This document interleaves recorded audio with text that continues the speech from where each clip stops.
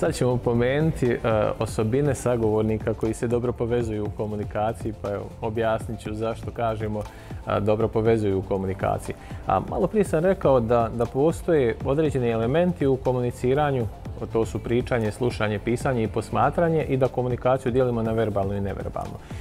Ako dobro pričamo, dobro pišemo, adekvatno slušamo i vješti smo u posmatranju, možemo da kažemo da u tehničkom smislu dobro komuniciramo.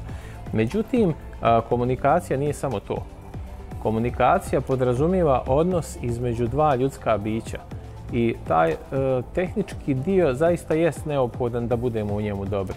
Međutim, jedan broj ljudi uspijeva da podigne komunikaciju na viši nivo, odnosno posjeduje određene osobine koje im omogućavaju da sa drugim ljudima ostvare način komuniciranja koji će ti drugi ljudi prihvatiti i doživjet će sagovornika kao nekog koji je jako dobar u komunikaciji, ali ne samo jako dobar u komunikaciji, nego se prijatno osjećaju u razgovoru s njim, žele da ponovo razgovaraju, da ostvare dugoročne poslovne odnose sa tom osobom i sl. Pa ću pomenuti kojih je to 5 osobina. Prva osobina je da budemo otvoreni. Otvorenost bi podrazumijevala da prihvatamo ono što nam drugi ljudi kažu da je tačno i da oni nama daju pravo, odnosno da tražimo pravo da mi otvoreno iznesemo svoje mišljenje. Ovo ovako na prvu djeluje kao jako logično.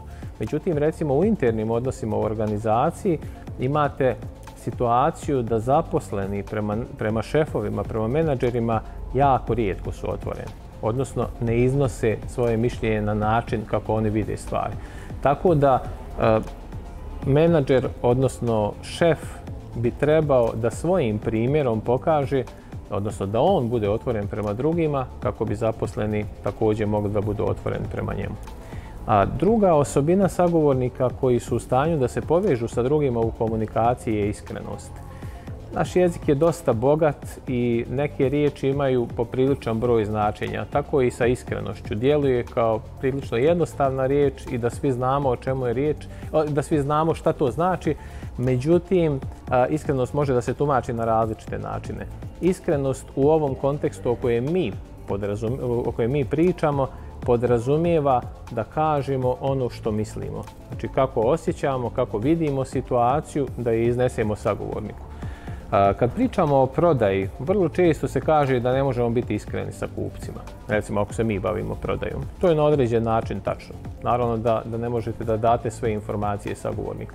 Međutim, u principu bi trebalo da budemo iskreni. Odnosno da imamo iskrenu želju i namjeru sa svoje strane da i druga strana, u ovom slučaju kupac ili klijent, dobro prođe u komunikaciji sa nama. Treća osobina također može da bude varljiva riječ, a ona je da treba da budemo direktni. Za jedan broj ljudi direktnost podrazumijeva da kažu ja sam direktan ili direktna sa drugim ljudima i saspijem im sve u lice. To bi bila definicija direktnosti koja nije ispravna. Mi ovdje pričamo o tome da direktnost podrazumijeva da budemo sažeti, da ne širimo previše priču, nego da se fokusiramo na temu o kojoj razgovaramo, a ne da smo direktni tako što ćemo ljudima sasuti sve u lice. To ne bi podrazumijevalo osobinu da se povezujemo sa drugim ljudima, nego čak suprotno. Četvrta je da imamo poštovanje.